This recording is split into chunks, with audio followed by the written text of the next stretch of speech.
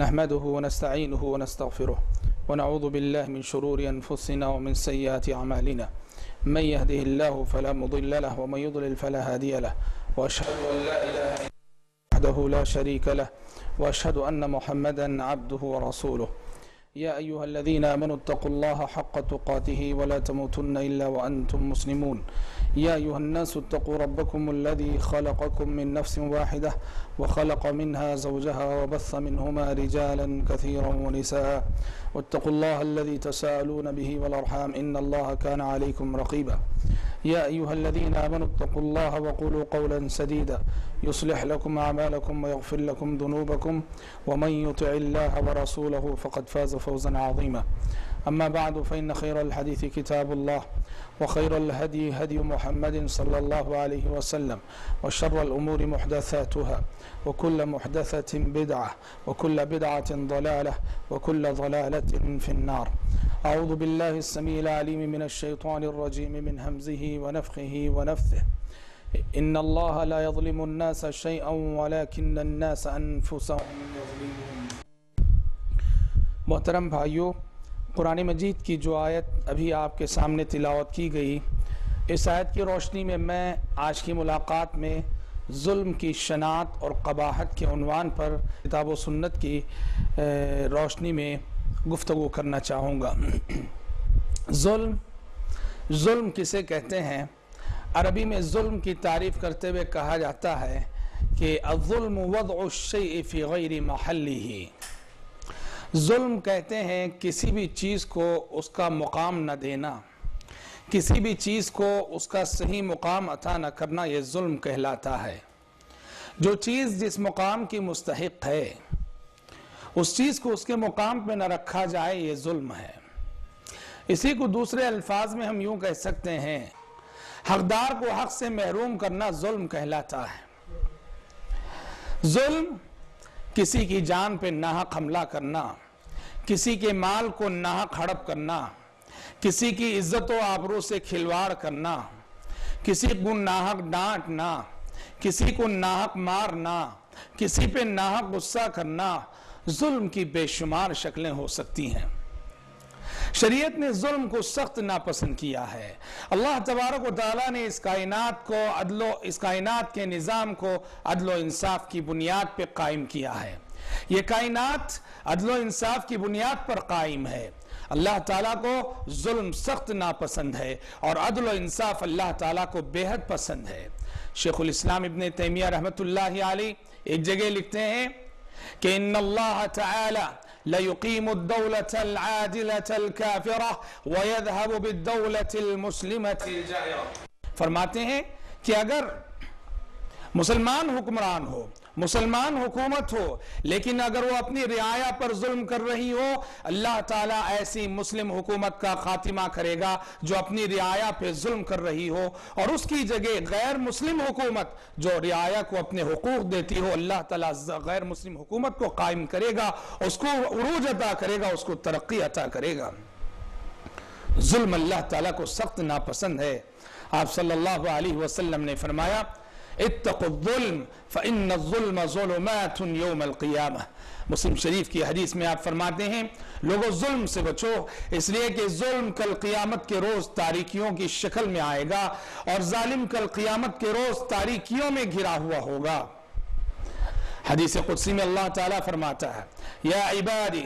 انی حرمت الظلم علی نفسی فلا تظالموا۔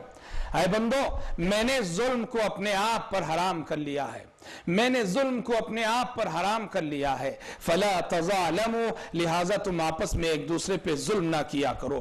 اللہ تعالیٰ نے ظلم کو اپنے آپ پہ حرام کر لیا، وہ ہمیشہ انصاف کرتا ہے، اور حشر کی عدالت میں بھی اس کا ایسا انصاف ہوگا کہ نبی کریم صلی اللہ علیہ وسلم نے ارشاد فرمایا کہ اگر دنیا میں کسی بے سینگ والی بکری نے بے سینگ والی بکری پہ زیادتی کی ہوگی تو کل قیامت کے روز اس بے سینگ والی بکری کو موقع دیا جائے گا کہ سینگ والی بکری جس نے کہ تجھ پہ ظلم کیا تھا اسے بدلہ لے لے۔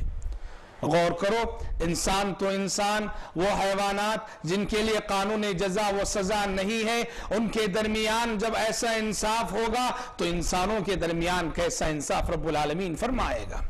تو انصاف اللہ تعالیٰ کو بے حد عزیز ہے، اور نا انصافی اور ظلم اللہ تبارک و تعالیٰ کو سخت ناپسندیدہ ہے۔ ظلم کی بڑی بھاری قیمت انسان کو چکانی پڑے گی،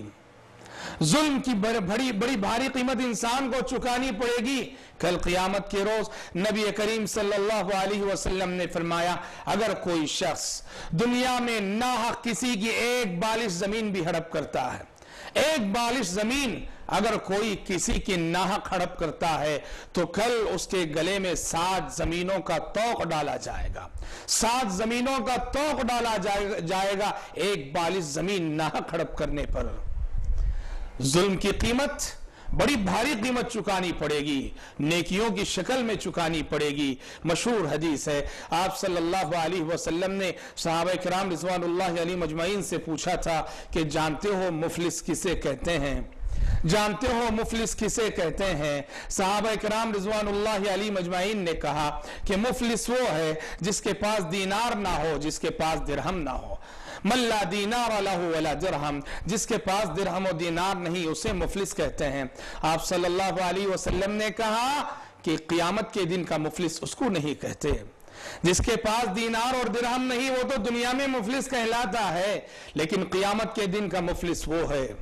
کہ جو ڈھیر ساری نیکیاں لے کر آئے گا، ڈھیر ساری عبادتیں لے کر آئے گا، لیکن ساتھ ساتھ اس کے نامہ اعمال میں ظلم کی دسیوں داستانیں ہوں گی، کتنوں کی عزت و آبرو سے کھلواڑ کیا ہوگا، کتنوں کی جائیداد ناحق ہڑپ کیا ہوگا، کتنوں کو ناحق مارا ہوگا، کتنوں کو زندگی میں ستایا ہوگا، کتنوں کو زندگی میں تکلیف دی ہوگی، کتنوں کو زندگی میں پریشان کیا ہوگا، کتنوں پہ دنیا میں ناحق غصہ کیا ہوگا، دنیا میں کتنوں کو ناحق مارا ہوگا۔ نیکیوں کے ساتھ ساتھ اس کے اعمال کے دفتر میں ڈھیر ساری ظلم کی داستانیں بھی ہوں گی، اور یہ مظلومین آ جائیں گے۔ کوئی کہے گا پروردگارا یہ وہ شخص ہے جس نے دنیا میں میری عزت و آبرو کے ساتھ کھلواڑ کیا تھا۔ کوئی مظلوم آئے گا کہے گا پروردگارا یہ وہ شخص ہے جس نے دنیا میں ناحق میری جائیداد ہڑپتی تھی۔ کوئی آئے گا کہے گا پروردگارا یہ وہ شخص ہے جس نے دنیا میں مجھے ناحق ڈانٹا تھا، ناحق غصہ کیا تھا۔ کوئی مظلوم آئے گا کہے گا پروردگارا یہ وہ شخص ہے جو دنیا میں مجھے مختلف انداز میں ستایا کرتا تھا۔ مظلومین کے درمیان یہ شخص گھر جائے گا، مظلومین اپنا حق مانگیں گے، اور اللہ ظاہر بات ہے کہ وہاں دینے کے لیے درہم تو نہیں ہوں گے، وہاں دینے کے لیے دینار تو نہیں ہوں گے، وہاں روپیہ پیسہ تو نہیں ہوگا۔ اللہ تبارک و تعالی کیا کریں گے؟ اس شخص کی نیکیاں لے کر ان مظلومین کو دے دیں گے۔ اس ظالم کے پاس جو نیکیاں ہوں گی اس کی نیکیوں کو لے کر ان مظلوموں کے درمیان بانٹ دیں گے۔ اس کی نیکیاں ختم ہو جائیں گی لیکن لوگوں کے حقوق باقی رہیں گے، تو اللہ تبارک و تعالی جن لوگوں کے حقوق باقی رہیں گے ان کے گناہ لے کر ان گناہوں کا بوجھ اس ظالم پر ڈال دیں گے۔ غور کرو بھائیو، دنیا میں اس 40 50 60 70 سالہ زندگی کے لیے انسان کتنوں کو ستاتا ہے، کتنوں پہ ظلم کرتا ہے، لیکن اس کی کتنی بھاری قیمت کو کل اسے حشر کے میدان میں چکانی پڑے گی کہ اس عارضی دنیا کی خاطر اس نے اپنی ابدی اور ہمیشہ کی دنیا کا گھاٹا کر لیا، ہمیشہ کی زندگی کا خسارہ کر لیا۔ ظلم کی قیمت انسان کو صرف آخرت ہی میں نہیں، ظلم کی قیمت انسان کو اس دنیا میں بھی چکانی پڑے گی، اس دنیا میں بھی چکانی پڑے گی۔ مسلم شریف کی ایک روایت میں نبی کریم صلی اللہ علیہ وسلم فرماتے ہیں کہ اللہ تعالیٰ ظالم کو مہلت دیتا ہے، بہت مہلت دیتا ہے، بہت مہلت دیتا ہے۔ اللہ تعالیٰ کے پاس دیر ہے مگر اندھیر نہیں، اللہ کے پاس دیر ہے مگر اندھیر نہیں۔ اللہ تعالیٰ ظالم کو مہلت دیتا ہے لیکن جب مہلت دینے کے بعد پکڑتا ہے تو ایسے پکڑتا ہے کہ لمحے بھر کے لیے اس کو سنبھلنے کا موقع نہیں دیتا۔ یہ کہہ کر نبی کریم صلی اللہ علیہ وسلم نے یہ آیت تلاوت کی، وَكَذَلِكَ أَخْذُ رَبِّكَ إِذَا أَخَذَ الْقُرَى وَهِيَ ظَالِمَةٌ إِنَّ أَخْذَهُ عَلِيمٌ شَدِيدٌ۔ اللہ تعالیٰ جب ظالم بستیوں پہ گرفت کرتا ہے تو اس کی گرفت ایسی ہی ہوا کرتی ہے. کیسی؟ جیسے سورہ ہود میں اللہ تعالیٰ نے مختلف قوموں کا تذکرہ کر کے یہ آیت بیان فرمائی, ان اخذہ علیم شدید, اس کی پکڑ بڑی المناک ہے, اس کی گرفت بڑی سخت ہوتی ہے. ان اخذہ علیم شدید. ظلم کی قیمت ظالم کو دنیا میں بھی چکانی پڑے گی. یاد رکھنا, دو گناہ ایسے ہیں کہ جن کی سزا آخرت سے پہلے اللہ تعالیٰ انسان کو دنیا میں بھی دیتا ہے. پہلا گناہ ظلم ہے, اور دوسرا گناہ ماں باپ کی نافرمانی اور ماں باپ کو تکلیف دینا اور ماں باپ کو ستانا. جب ظالم کسی پہ ظلم کرتا ہے, کسی کو مجبور سمجھ کر, کسی کو کمزور سمجھ کے رگڑتا ہے, کچلتا ہے, مسلتا ہے, ناحق ستاتا ہے, یاد رکھنا کسی کو کمزور نہ سمجھنا, اس لیے کہ جو کمزور ہوتا ہے حقیقت میں وہی طاقتور ہوتا ہے. اس لیے کہ کمزوروں کے ساتھ رب العالمین کی طاقت ہوتی ہے, کمزوروں, ضعیفوں, ناداروں کے ساتھ اس کی نصرت ہوتی ہے, اس کی تائید ہوتی ہے. اس لیے دنیا جس کو کمزور سمجھتی ہے حقیقت میں وہ طاقت والا ہوتا ہے. کسی کو کمزور سمجھ کے ستانا نہیں, کسی کو کمزور سمجھ کے پریشان نہیں کرنا. اگر کوئی شخص صاحب اثر و رسوخ کسی کمزور کو ستاتا ہے, پریشان کرتا ہے, تکلیف دیتا ہے, اور اس مظلوم کی زبانی, جس پہ کہ ستم ہوا ہے, جس کو کہ ستایا گیا ہے, اگر اس مظلوم کی زبانی بددعا نکل جائے, مظلوم کی زبان سے آہ نکل جائے, یہ آہ اور یہ بددعا ایسی تاثیر رکھتی ہے کہ جب مظلوم کی زبان سے بددعا نکلتی ہے وہ سیدھے عرش الہی کو جاگے کھٹکھٹاتی ہے, عرش الہی کے دروازوں پہ دستک دیتی ہے. رب العالمین اس وقت فرماتا ہے بعزتی و جلالی, اپنے عز و جلال کی قسم کھا کے رب العالمین فرماتا ہے کہ بعزتی و جلالی لانصرنہ ولو بعد حین, میرے عز و جلال کی قسم میں اپنے مظلوم بندے کی مدد کروں گا, میری مدد ضرور آئے گی, بھلے سے دیر سے صحیح, میرے مظلوم بندے کو تھوڑا انتظار کرنا پڑے گا صحیح, مگر دنیا ہی میں میری مدد ضرور آئے گی. لانصرنہ ولو بعد حین.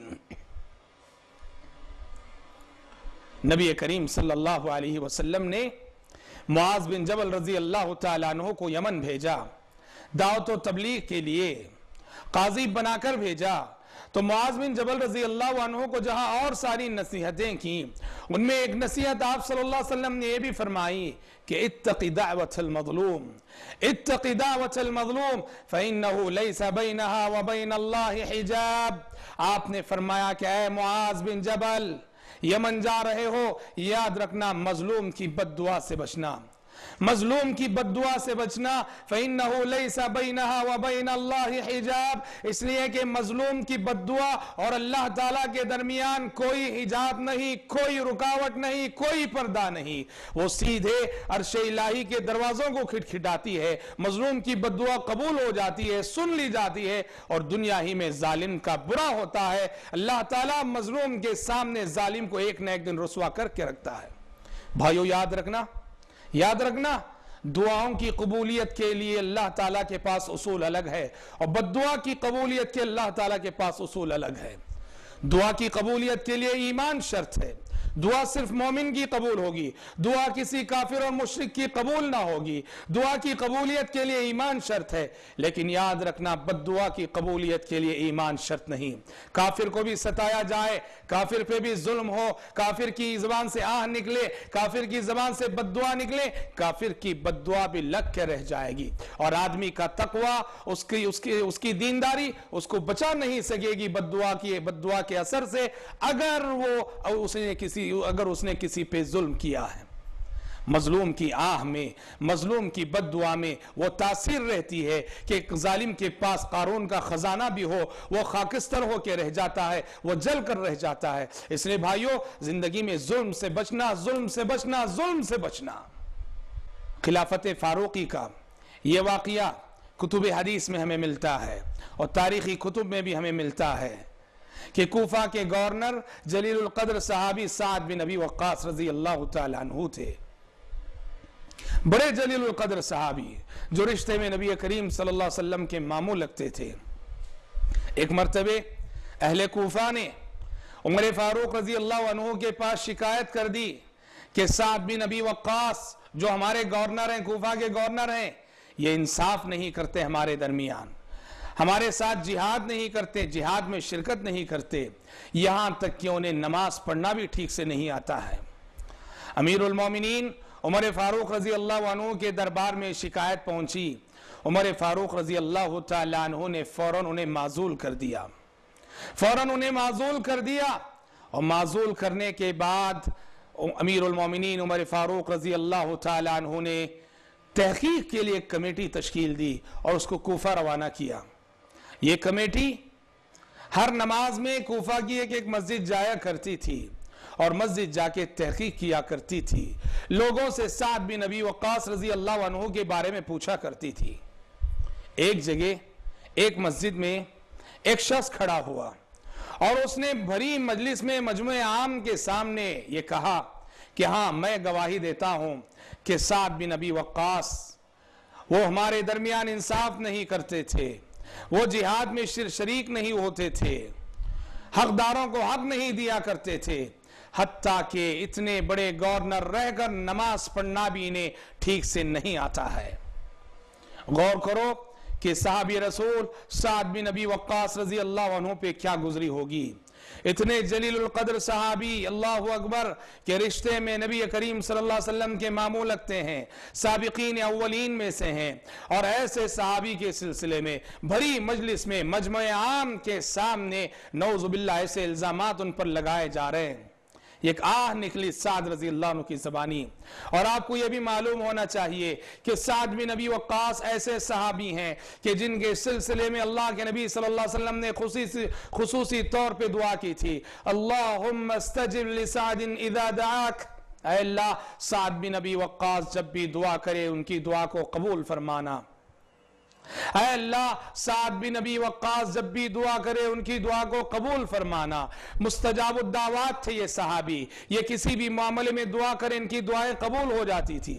ایسے صحابی مجمع عام میں نعوذ باللہ اس شخص نے ان کو رسوا کیا اور کہا کہ یہ نماز بھی پڑھنا نہیں جانتے۔ سعد بن ابی وقاص رضی اللہ عنہ کی زبانی آہ نکلی، انہوں نے اللہ سے دعا کرتے ہوئے کہا، پروردگارا اگر یہ شخص جھوٹا ہو جو کہہ رہا ہے کہ مجھے نماز بھی پڑھنا نہیں آتا، پروردگارا اگر یہ شخص جھوٹا ہو تو اس کی عمر لمبی کر دے، اس کو لمبی حیات دے دے، اس کی زندگی لمبی کر دے۔ اچھی لمبی عمر اور لمبی حیات کی دعا تو اچھی دعا ہے، لیکن لمبی عمر اگر فقر و فاقے کے ساتھ ہو، لمبی عمر اگر غربت کے ساتھ ہو تو عذاب ہے۔ تو سعد بن ابی وقاص رضی اللہ عنہ نے کہا، اے اللہ اس کی حیات لمبی کر دے، اور اے اللہ اس کو فقیر بنا دے، کنگال بنا دے، محتاج بنا دے، مفلس بنا دے۔ اور تیسری بددعا کی، وَعَرِّضْهُ لِلْفِتَنِ، اور پروردگارا اس شخص کو فتنوں میں مبتلا کر دے۔ مستجاب الدعوات صحابی تھے، ان کی زبان سے بددعا نکلی، اور یہ کیوں نہ رنگ لائے اور کیوں نہ رنگ دکھائے۔ راوی حدیث کہتے ہیں کہ میں نے دیکھا کہ یہ اس شخص نے بڑی طویل حیات پائی، بڑی طویل زندگی پائی، غریب ہو گیا، کنگال ہو گیا، محتاج ہو گیا، مفلس ہو گیا، اور بڑھاپے میں لوگوں سے سڑکوں پر مانگے ہوئے پھرتا تھا، لوگوں کے آگے ہاتھ پھیلائے ہوئے پھرتا تھا۔ اور اس بڑھاپے میں کہ اس کی پلکیں لٹکنے لگی تھیں، اس بڑھاپے میں راستے سے گزرتے ہوئے لڑکیوں کو چھیڑتے ہوئے گزرتا تھا، لڑکیوں اور عورتوں کو چھیڑتے ہوئے گزرتا تھا۔ وہ جو تیسری بددعا تھی کہ عرضہ للفتن، کہ پروردگارا اس شخص کو فتنوں میں مبتلا کر دے۔ وہ خود کہا کرتا تھا، جب لوگ پوچھتے تھے وہ خود کہا کرتا تھا اپنی زندگی کے آخری ایام میں، شیخ مفتون اصابتنی دعوت سعد، شیخ مفتون اصابتنی دعوت سعد، کہ فتنے میں مبتلا ایک بوڑھا ہوں میں، مجھے سعد بن نبی وقاص کی بددعا لگ چکی ہے، مجھے سعد بن نبی وقاص کی بددعا لاحق ہو چکی ہے۔ بھائیو یاد رکھنا، اللہ کے پاس دیر ہے اندھیر نہیں۔ کسی کو کمزور سمجھ کر، کسی کو لاچار سمجھ کر، کسی کو مجبور سمجھ کے مت ڈانٹا کرو، مت غصہ کیا کرو، مت ستایا کرو، مت پریشان کیا کرو۔ آپ صلی اللہ علیہ وسلم فرماتے ہیں کہ ظلم ہے، وہ کسی بھی شکل میں کیوں نہ ہو۔ آپ نے فرمایا مطل الغنی ظلم، مطل الغنی ظلم، ایک مالدار کا ٹال مٹول کرنا بھی ظلم ہے۔ ایک مالدار کسی کو پیسہ دینا ہے، کسی سے قرض لیا تھا، یا بہرحال کسی کا حق اس پر عائد ہوتا ہے، وہ پیسہ رکھتے ہوئے سامنے والے کو اس کا حق نہیں دیتا ہے، ٹال مٹول کرتا ہے، کل آؤ، پرسوں آؤ، مہینہ بعد آؤ، 6 مہینے بعد آؤ، آپ صلی اللہ علیہ وسلم نے فرمایا مالدار کا ٹال مٹول کرنا بھی ظلم ہے۔ ظلم کی ہر شکل سے بچو، ظلم کی ہر روایت سے بچو، اس لیے کہ ظلم کا انجام آخرت سے پہلے دنیا ہی میں برا ہوتا ہے۔ اللہ تعالیٰ مظلوم کے سامنے ظالم کو رسوا کر کے مظلوم کے دل کو ٹھنڈک نصیب کرتا ہے۔ ایسے ہی ایک واقعہ عہد بنو امیہ کا ہمیں ملتا ہے کتب احادیث میں۔ عشرہ مبشرہ میں ایک صحابی ہیں سعید بن زید رضی اللہ عنہ، یہ زید بن عمر بن نفیل کے بیٹے ہیں۔ زید بن عمر بن نفیل جو زمانہ جاہلیت میں توحید پر قائم تھے، حنفاء میں ان کا شمار ہوتا ہے۔ ان کے فرزند تھے سعید رضی اللہ عنہ، وہ 10 صحابی جنہیں نبی کریم صلی اللہ علیہ وسلم نے ایک نشست میں اور ایک مجلس میں جنت کی بشارت دی تھی۔ ان میں سے آخری اور 10ویں صحابی ہیں سعید بن زید رضی اللہ تعالی عنہ۔ ایسے جلیل القدر صحابی پر مروان بن حکم کے دور میں عہد بنو امیہ میں ایک خاتون جس کا نام عروہ بنت اوس تھا، اس خاتون نے سعید بن زید رضی اللہ تعالیٰ عنہ پہ الزام لگایا کہ سعید بن زید نے ناحق میری زمین ہڑپ کر لی ہے،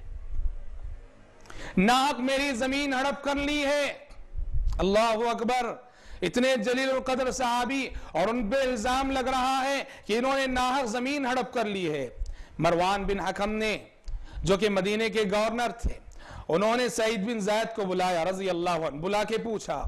سعید بن زید رضی اللہ عنہ نے برات کا اظہار کیا اور کہا کہ یہ عورت جھوٹی ہے، اس کا الزام جھوٹا ہے، یہ غلط کہہ رہی ہے، یہ جھوٹ کہہ رہی ہے۔ مروان بن حکم کو بھی یقین ہو گیا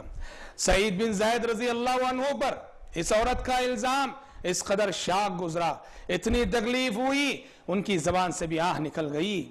ان کی زبان سے بھی آہ نکل گئی، ان کی زبان سے بھی بد دعا نکل گئی۔ سعید بن زید رضی اللہ عنہ نے دعا کرتے ہوئے کہا کہ اے اللہ، اگر یہ خاتون جھوٹی ہو،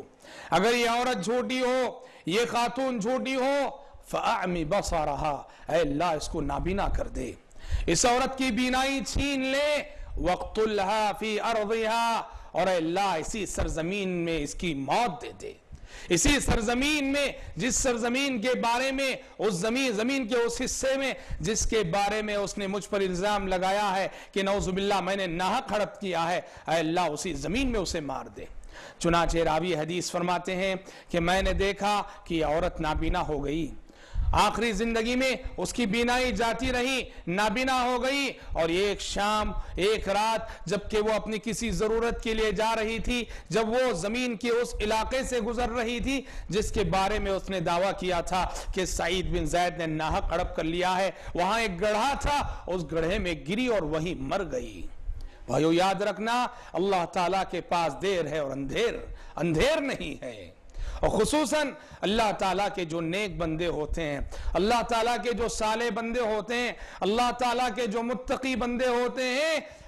ان کو پریشان نہ کرنا، ان کو نہ ستانا، کسی بھی بندے کو نہ ستانا، کسی بھی بندے کو ستانا ظلم ہے، لیکن خصوصیت کے ساتھ اللہ کے جو نیک اور صالح بندے ہوتے ہیں ان کو ستانا، جیسے اللہ تعالیٰ نے ایک حدیث قدسی میں فرمایا کہ من عادى لي وليا فقد آذنته بالحرب،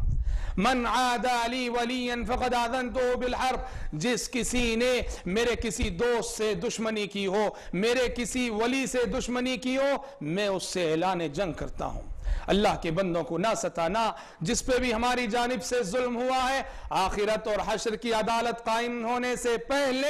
اسی دنیا میں فیصلہ کر لو، حقدار کو اس کا حق واپس کر دو، حقدار کو اس کا حق لوٹا دو، ورنہ اس چند روزہ زندگی کے لیے ہم ہمیشہ کی آخرت اپنی بگاڑ لیں گے۔ اہل علم نے یہاں تک لکھا ہے کہ اگر ہم نے کسی کی غیبت کر کے ظلم کیا ہے، ہم نے کسی کی غیبت کر کے کسی پہ ظلم کیا ہے، تو کہا تو اس کا طریقہ بھی یہی ہے کہ معافی مانگنے کا، کہ جس کی غیبت کی ہے اس سے جا کے سامنے معافی مانگی جائے، اس سے کہا جائے کہ بھائی معاف کر دو، میں نے تمہاری غیبت کی ہے، میں نے فلاں وقت فلاں مجلس میں فلاں لوگوں کے سامنے تمہاری غیبت کی تھی، مجھے معاف کر دو، مجھے درگزر کر دو۔